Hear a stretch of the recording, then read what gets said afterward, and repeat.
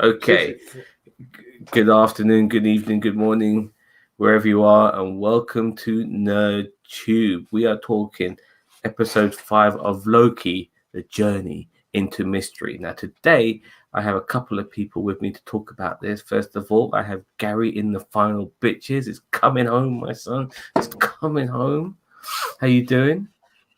I'm doing really well. Yes, I think we both are, mate.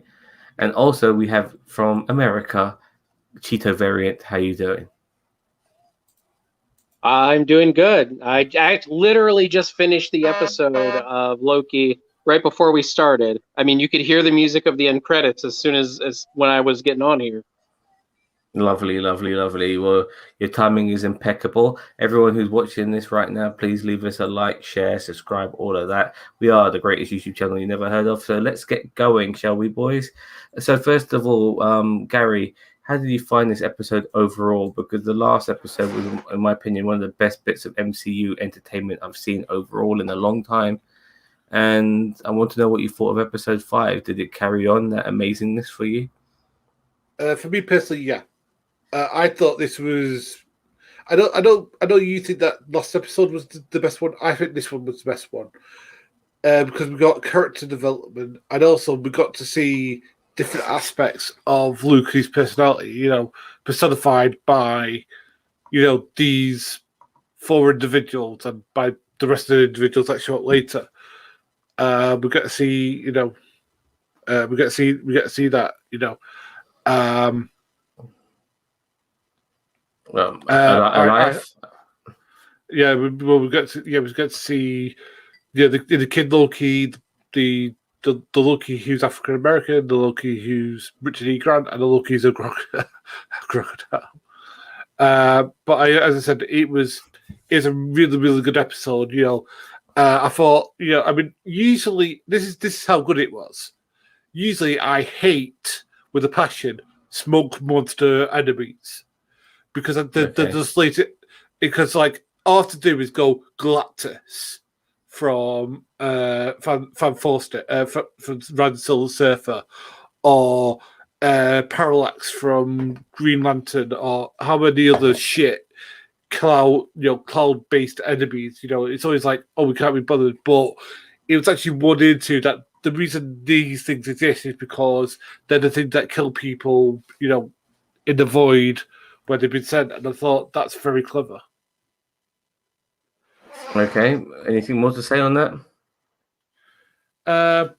Yeah, I thought we got some good story progression from the judge character, because we got to see more of her, and also we got to see that she's more complex than I thought.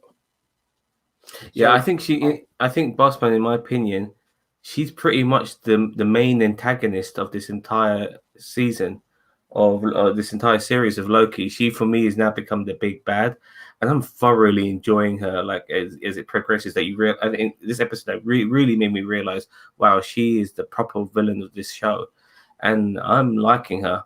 And I do believe that this is the origin story of is it Roxana Renslayer, and I do feel that eventually she'll be like a Harlequin to Kang's Joker, if you know what I mean, eventually. But I think that's yet to come, because I do believe she is in the dark regarding who's controlling everything. She wants to know too, but at the same time, she's very much in the camp of, we need to keep this shit going. We need to keep this charade going. But she's also curious to know who she's working for, in my opinion. Cheeto, what did you think of this episode overall before we start talking about bits and pieces of it? I thought it was a great episode. I don't know if I consider it the best episode, but it definitely was really good. The epicness at the end with the Galactus dragon is what I'm going to call it. Was really cool. And by the way, boss man, it is Kid Loki, Boastful Loki, Original Loki, or Classic Loki. Classic Loki. Yeah, Classic Loki and Pet Loki, as well as Apocalypse Loki. So, well, my name for the alligator Loki is Croaky. What do you think of that? Good. I mean, it works. Even though it's an alligator, but okay, fair enough. All right. So, any more to say before we start talking about bits and pieces of this episode, which I'd like to go on about? No. I mean, we might get into this a little bit later, but I'm still kind of creeped out by the whole Sylvie Loki thing that they got kind of brewing, and I'm definitely it'll definitely be a notch in the bad column if they go that route, because I get it, Loki can only love himself, but I think I just can't ship it. But I disagree with that, because the thing is that she's different from him in a lot of ways. I mean, because she's this like badass warrior. He doesn't. He depends on deceit and misdirection and stuff like that. Sorry. He's Danish, by the way. Bandit's cheekbones is actually Danish. I love Danishes. Do you know what? This is the first time I get to do this in a semi-final. So, but the thing is that I don't mind it, because she's just so different from him. You know, she's this badass warrior. He defends on mischief, and I think the thing is that I'm invested in their relationship now. I mean, I see where you're coming from, but as I said, I see where you're coming from. I don't mind the relationship. It's just the idea behind it, that it's basically Loki loving Loki. Like, if she was actually Enchantress and not an actual variant, a Loki variant, it'd be one thing. But it's like, it's actually himself just as a woman, and it just is weird, and it's masturbation. You know, so I mean, I guess it's okay. So, but I mean, at the same time, it's more like banging your twin, like Game of Thrones style, because you got the same DNA. You are pretty much the same person, but there are differences in personalities, like twins have. Cheers for that, Sam. But like, I was actually like really invested in their relationship. Yeah, because the thing is that it's been really well developed. You know, they obviously have very conflicting feelings for each other, and it's like one of those things where Loki doesn't make himself vulnerable to anybody, and the only person he can make himself vulnerable to is literally the female version of himself. It's very like Shakespearean in that way. It's still too weird, and I can't ship it. I'm sorry. Like, that's fine if you're into that kind of twincest type thing. I mean, you know, then there's an ultimate line of comic books that you can read. But I mean, I don't know. I'm more curious. I want them to have a kid. I want them to bump uglies and have a baby. Well, the thing is, oh, sorry, Sam. Right, I mean, I don't think you know that there's a little bit of controversy going on in DC at the moment, because there is a DC. DC, right? Because in the comics, there's a depiction of Batman eating Catwoman. Yeah. Yeah, fair enough. I mean, I remember Batgirl. Yeah, but Batgirl was shagging Batman not too long ago. People made a hoo-ha about that.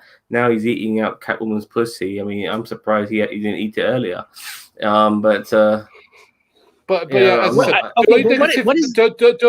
Joy's slight negative to this particular episode was that fucking clock was back. You don't like Miss Minutes? I love Miss Minutes. I think she's the person inside. Wait. It's just, go on. Let's back up for a second here. So Bossman, you are comparing the twincest or whatever or the variant cest or whatever.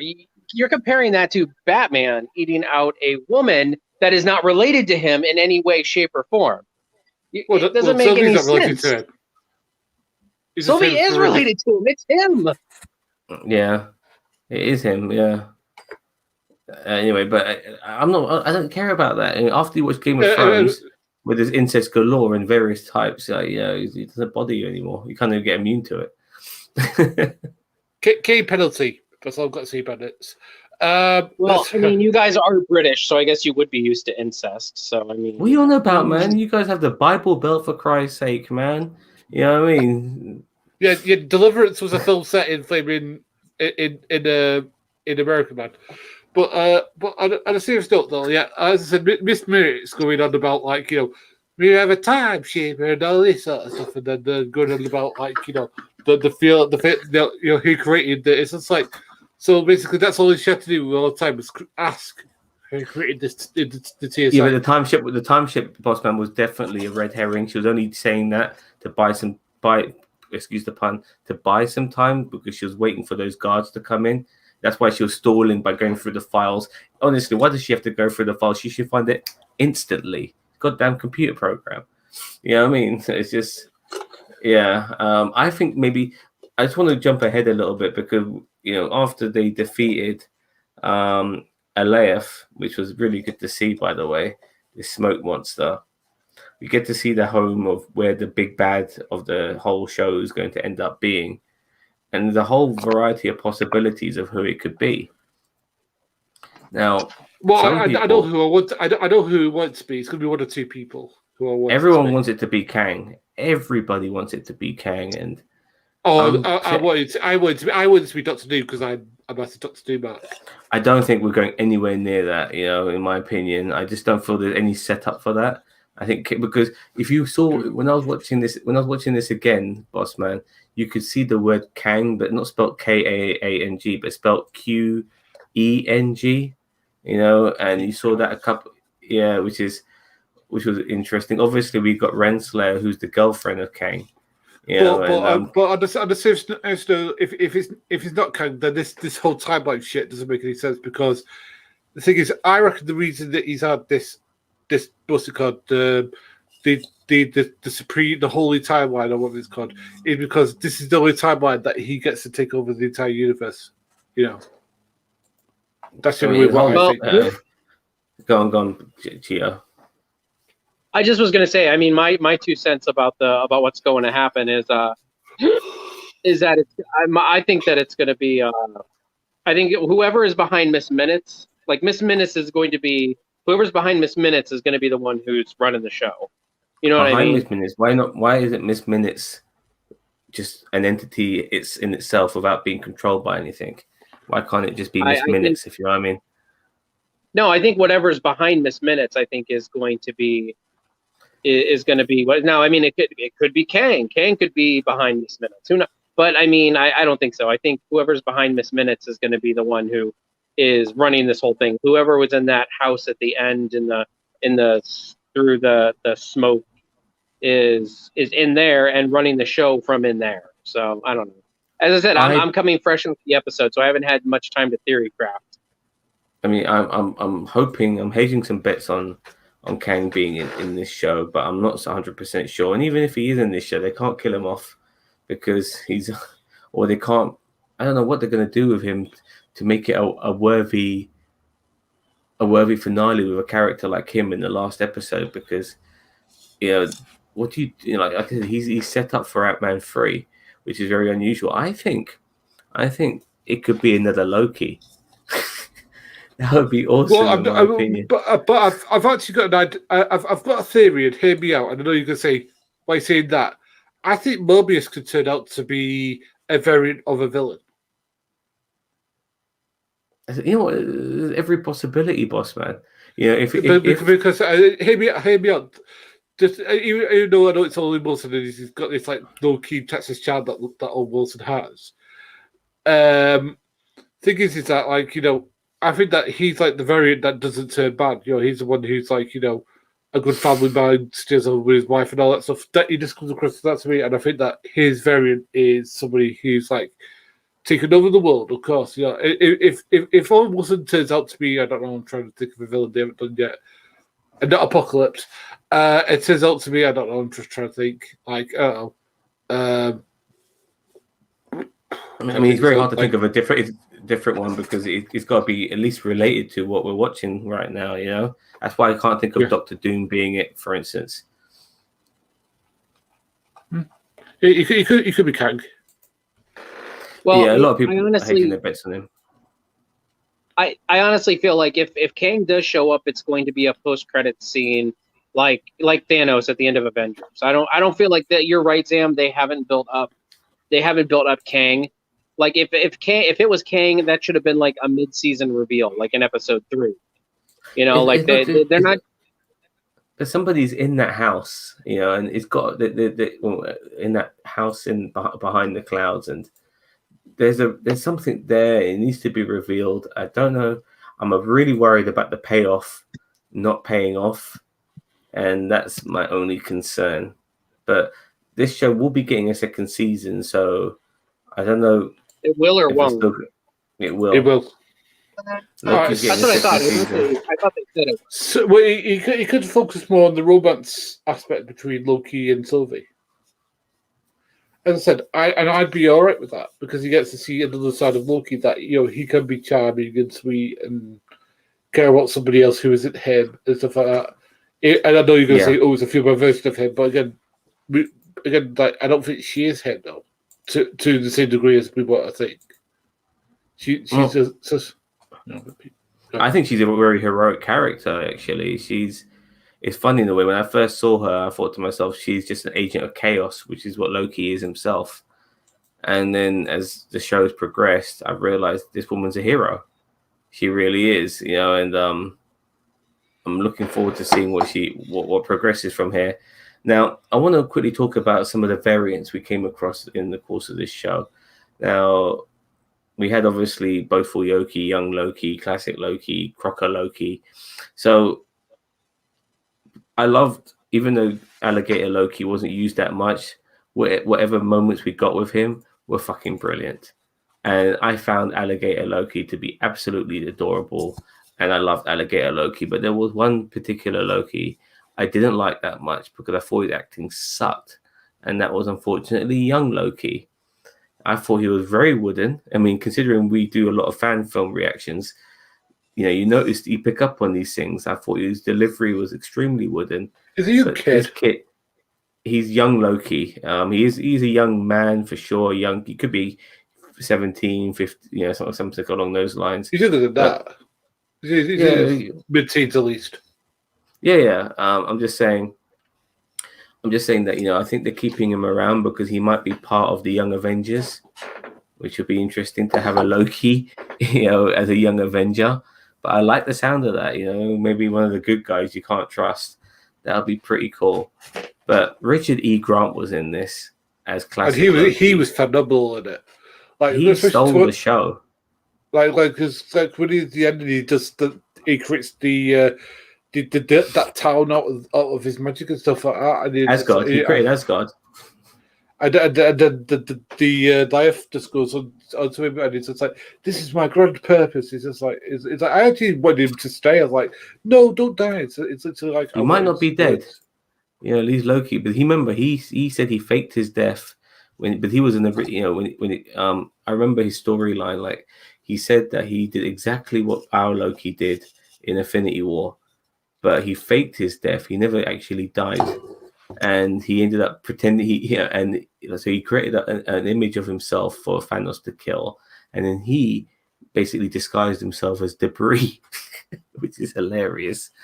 And then he got shot out into space, and while floating into space, he found a planet. It was isolated, kept to himself, but until he started then,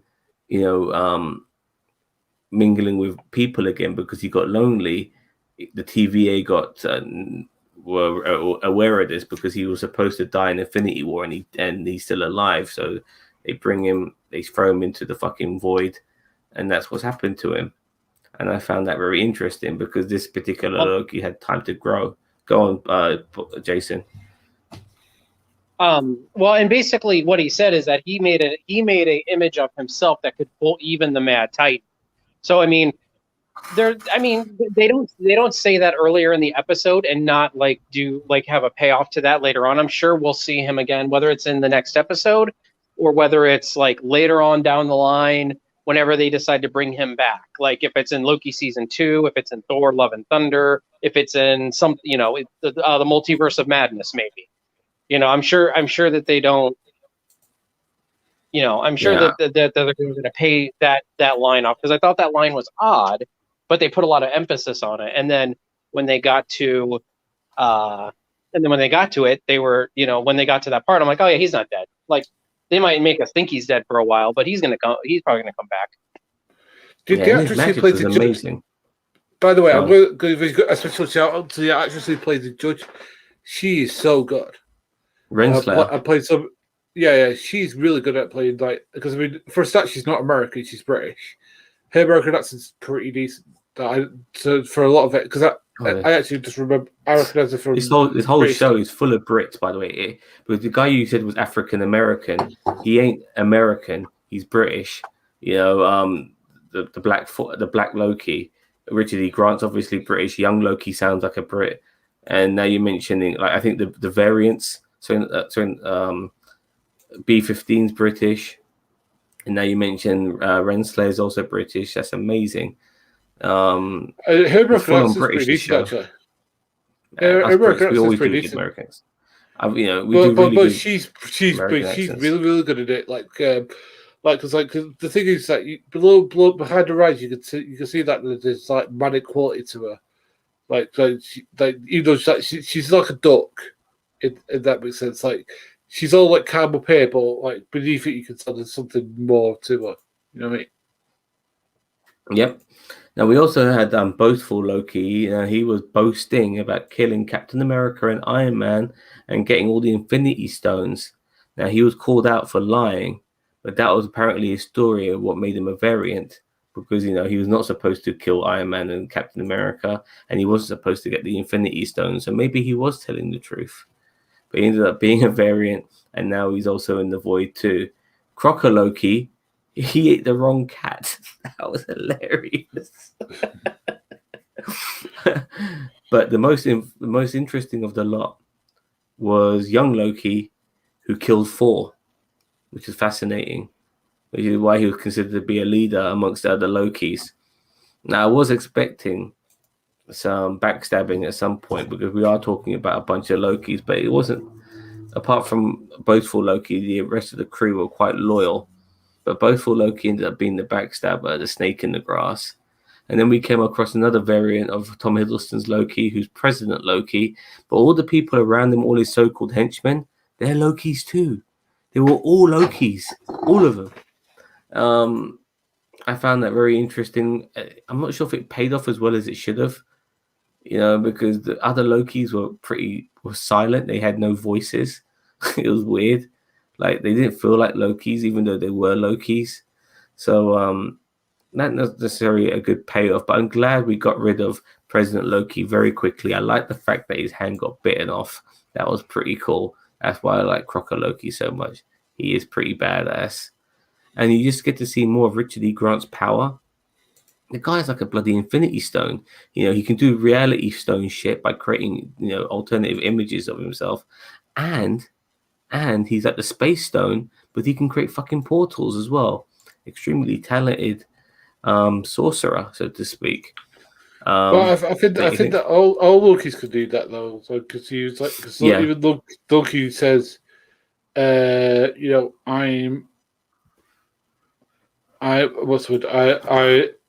think we're more powerful than we realize. Yeah, I agree. They don't realize the potential of their power until they see someone like Richard E. Grant's character doing all this crazy shit.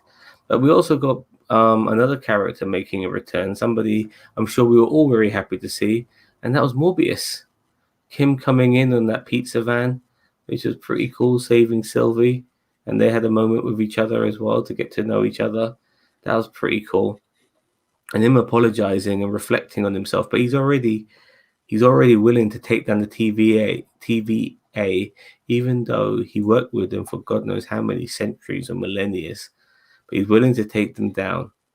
And I like that. And I think he then planted a seed in classic Loki's head by saying, and you can change. Change is possible. Because I don't think classic Loki was going to save the others until, the idea of helping them was planted into his head by Owen Wilson. So that was just my opinion on that. But I was happy to see him back. Were you happy to see him back, Cousin Cheeto? Don't think he's around. Cousin Cheeto, are you muting us? Yeah, I'm here. Sorry, just trying to cook. It was good to see Owen Wilson. As I said, it's the only Owen Wilson character I've ever actually liked. So it was actually, nice to see him back. It was shocking last episode when they pruned him, but at the same time, I didn't think he was gone forever. At least I was hoping he wasn't.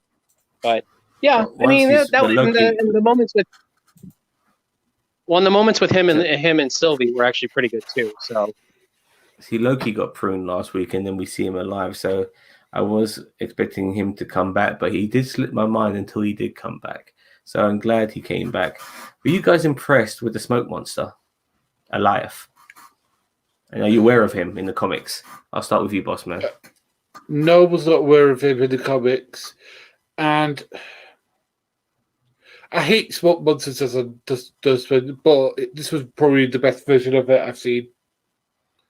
I hate smoke monsters anyway, just because I just hate them. But because it's a cloud in this void place, I'll give it a pass.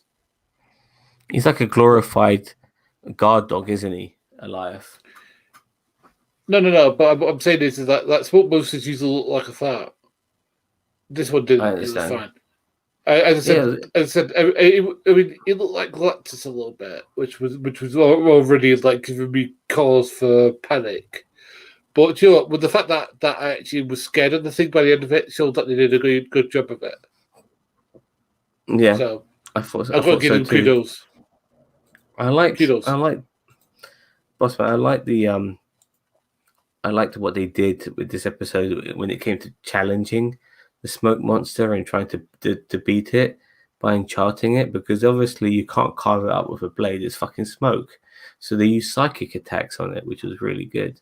You like that? What they did to end up defeating the smoke monster, boss man? So do you think that we deserve the victory? Absolutely. Because the thing is that, like, you know, old Loki or classic Loki or whatever you want to give Richie Grant, you know, sacrificed himself for, you know, them to get the upper hand, and then like right at the end, like they're doing like the magic, and then they just puff out of resistance, and it was such a badass moment. And then we see like the portal just shift. It's cool. Okay, Jason. So Bobby needs to shift right now, but you know, it's also made me realize that, you know, Loki is a lot like the Infinity Stones, because enchantment is like a Mind Stone trick, and obviously he can teleport, which is a Space Stone trick, and he can create copies of himself, which is like a Reality Stone trick. So Loki is a walking Infinity Gauntlet, which is quite interesting when you look at it from that particular perspective. Now, with one episode left, I'm very concerned that we're not going to get everything we want answered. I think they're going to leave certain things unanswered. But now the house on the under the clouds is being exposed. I think certain things are going to come from that. Maybe certain characters, whether it be Kang or not. I just feel that Renslayer is more of the antagonist of this show, and I don't think we're going to get anything more than that. But it's just hard to say. It's really. But she generally sounded like that. She didn't know who was behind this either. She doesn't know who's behind. She doesn't know who's behind it, but she does want to know who's behind it now. You know, like, I wasn't surprised that the TVA were robots. That didn't surprise me. I mean, not the TVA, the timekeepers, they were robots. Didn't surprise me at all. But at the same time, you know, leaving the reveal of who the bad guys are, the genuine bad guys, you know, like it's very Wizard of Oz like, if in that sense. Well, it's very WandaVision like. WandaVision too. But said that though, Agnes had been introduced since the episode 1, so if they did go somebody who was new, it's a bit yeah, because we kind of got an idea of Agatha Harkness, because Agnes was in episode 1. You know, once we got to follow Monica Rambeau around, you know, we got to meet Hayward, you know, from episode 3. So, and those two were the main villains of the show, one inside the bubble, one outside the bubble. But we got an idea of those villains. This time it's obviously following a different path. It has been, as far as I'm concerned, to my attention that, you know, Renslayer is definitely the villain of this show, but will she be the overall main villain of this show? I'm not so sure because they're about to go into that house and lots more are going to be revealed. Will the Lokis be able to use their powers in that house? I'm not so sure, but they can't use their powers within the TVA. And if the TVA was created by the people within that house, then the Loki powers won't work there either. So how they're going to defeat what they're supposed to defeat, or they're supposed to kill this person? Are they going to take over? Will they find the place empty? I have no idea. It's going to be very interesting. It also got me thinking. Now, Ant-Man 3, I think, is going to be a time travel movie. Yeah, because Kang's going to be in it. Kang's going to be in it. We've already realized that miniaturizing yourself helps with time travel. Can I just say that I thought that the Ant-Man v the Wasp was disappointing compared to how good Ant-Man was. And I hate seeing that because I like Michelle Pfeiffer and I like Michael Douglas and I like. The character of both was a terrible antagonist, dude. And obviously Walter Goggins as the sort of secondary antagonist. Even though I love Walter Goggins as an actor, I didn't think he was that memorable in Ant-Man and the Wasp. And I felt look, it's Ant-Man and the Wasp, but it felt more like the Wasp and a bit of Ant-Man. And I didn't like the way Ant-Man. I'm not saying because I don't want to sound like those dickheads, who are part of the fandom menace. But I just felt Ant-Man was pretty much in the shadow of the Wasp throughout the whole of that second movie. And even the Wasp didn't do fuck all. We're getting a bit off track. Sorry, I need to steer us back on track. No problem. But as I said, it could be that, as I said, the person who's in that, was it like a castle? Because I'm sure I saw a castle in the. It's a castle, and it's on top of a meteorite, which is at the edge of time. And the meteorite is like a sort of glorified donut-looking meteorite. It's hollow in the middle. But sorry, I got you. But that's some of the images I've seen of it, and it's going to be interesting to see what's going to happen from there. Like, it could be just another illusion. Like I said, that's why it could be Loki in charge of all of this shit. Another Loki, maybe the original Loki, who's not a variant. I don't know. It could be Kang. It could be Miss Minutes. Imagine that AI in charge of the universe. AI, no, who knows? But is it the well, I don't know. I mean, as I said, it could be anything. As I said, I don't know. I don't think it's going to be a Loki because it would focus just on Loki. It focuses on everything. Yeah, but Loki. This is his show. You see the title of this show, boss man. You got different. Like the Loki symbols, like the letters of Loki keeps changing. So if anything, it might be one of those twists where, shit, I should have seen that coming. Of course, it's going to be another Loki. So that's why I'm throwing that out there. But it's going to be either Loki, Kang, Miss Minutes. I really can't. Outside of those three, I don't. Maybe a Morbius. That would be pretty cool, But outside of those three or four, even, I don't know what else it could be. But I guess we'll find out next week. Anything more to say, boss man? We've spoken about this a fair bit. The other thing I would say is that, again, I hope that we get some resolution for Renslayer. We get some resolution because Morbius and her. I don't think we're going to get resolution, dude. I think we're going to get continuation. I think this is for me. This is the beginnings of Renslayer's arc. She is. Somebody mentioned it. I think it was Grace from YouTube. She said that this is the Harlequin, to Kang's Joker. Like, she is beginning her arc. I don't think she's resolving anything. She's going to end up being Kang's love interest. It's going to be. I want that to happen. And because it's like that in the comics, and it'd be very interesting to see where they go with her because I think there's more to come from this character, and I really look forward to it. I want it to be Miss Minutes, to tell you the truth. I really want it to be Miss Minutes behind everything, because that would be pretty cool. But if it's somebody we don't know, I think so. You want it to be an AI? So basically, you would be like Skynet then? Possibly, because I don't know. I It mean, could be like, interesting. as long as they can make it work, boss man.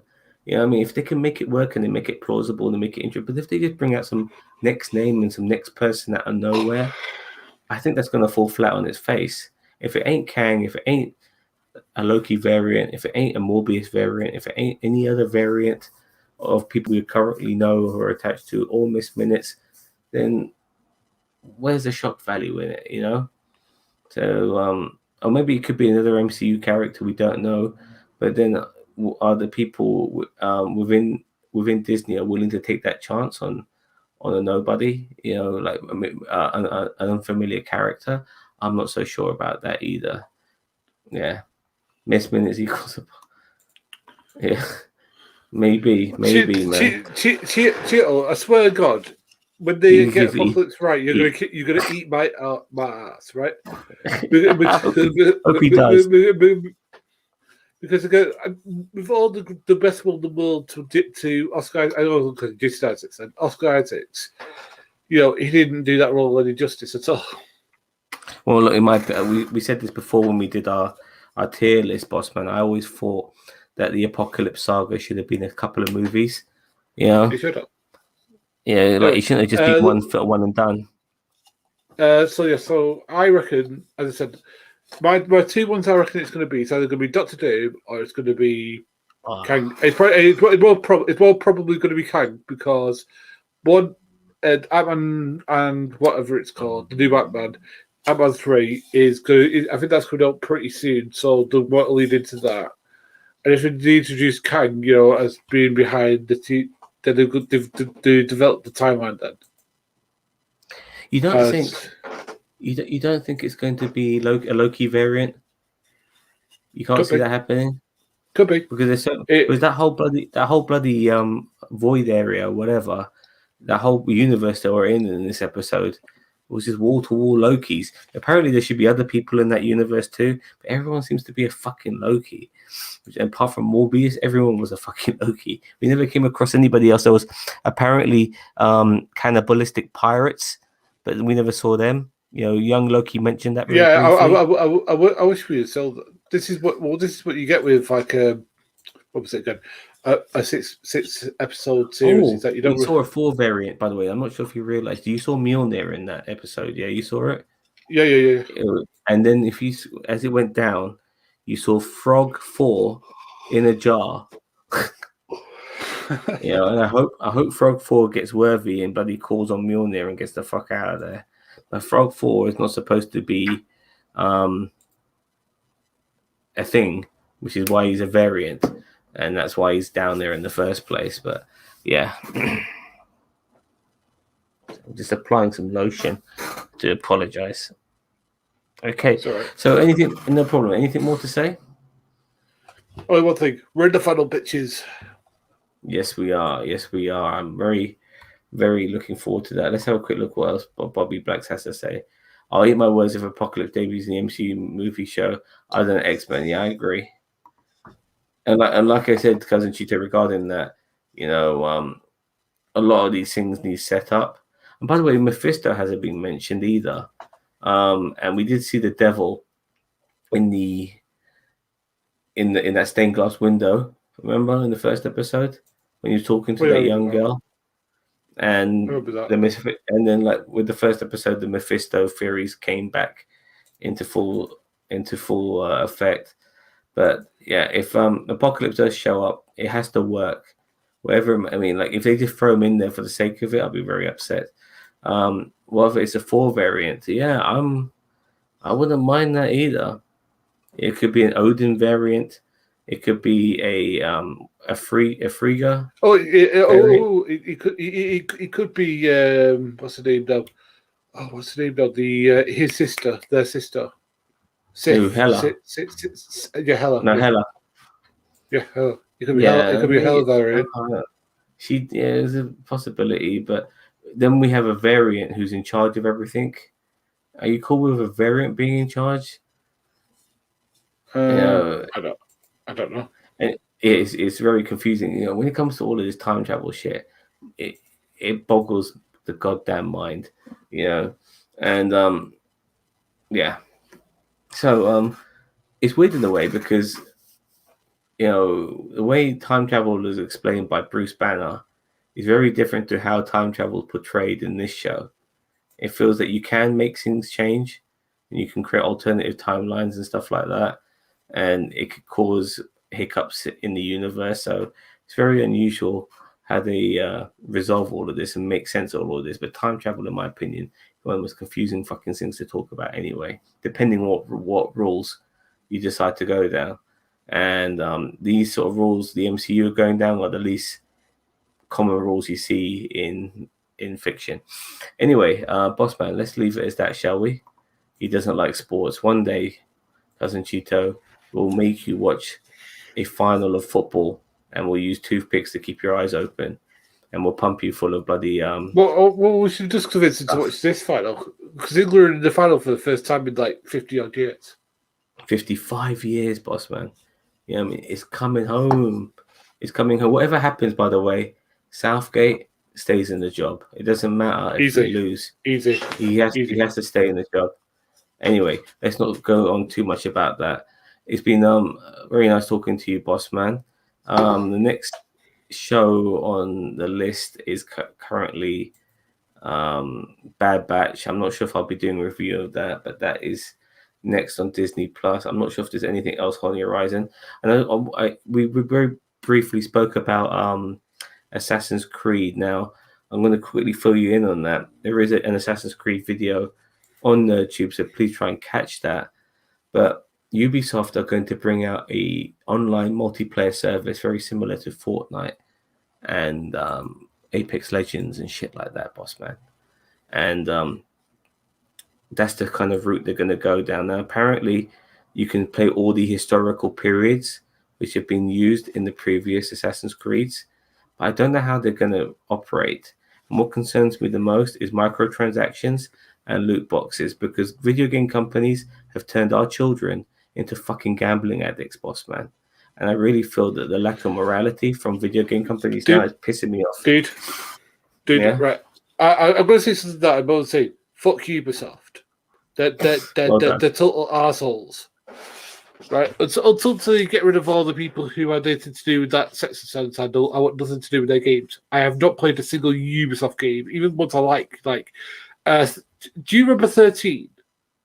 That classic game from 2002? It's nearly 20 years old now. I love that game. I've not even touched it. I've not even touched it. Like the new Far Cry, I've not touched that either. No, I mean, not touching it. I mean, I like it's a hard thing for me because we're talking about a couple of dickheads who cause a lot of shit compared to a studio with thousands of people making a video game, and I don't really want to discredit what the hard work those people do because of their Machiavellian bosses. I have nothing against the people who actually design or who what's the word, create the games. I have nothing against that. It's because the guy who runs the thingy is still there, and he knew about it and did nothing about it. Yeah, and also a lot of these guys who they kind of shape the way Ubisoft games are. Like when you play a lot of Ubisoft games, there's a very similar thing about all of them. They follow a very similar thread, and that's might be my problem with Ubisoft games, whether it be the Watch Dogs games, Assassin's Creed games. Yeah, all those games are pretty good, but as I said, me personally, I don't. Yeah, but they're all the same. I agree, but they're also all the same at the same time. They're very similar to each other, which is my problem with those games. What Ubisoft are doing now with this online service kind of concerns me. I really don't want a boring online service that offers nothing in gaming. I really want the innovation of the first single player game where they give a good story, but that requires a lot of work.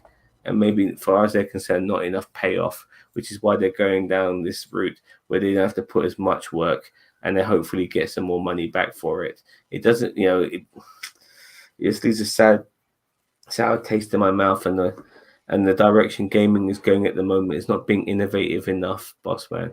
It's the same shit every fucking day. It's pissing me off. Anyway, we can talk about that another time, mate. Any more to say before we move on? Or we close this up? That's it. No, that's all for me. Very good. Well, thank you, boss man, and thank you everyone else who's been watching. We are NerdTube, the greatest YouTube channel you never heard of. Don't forget to like, share, and subscribe to us because we are the greatest of all fucking time. Thank you very much for watching. Have a nice day. I'll catch you guys later. Bye-bye.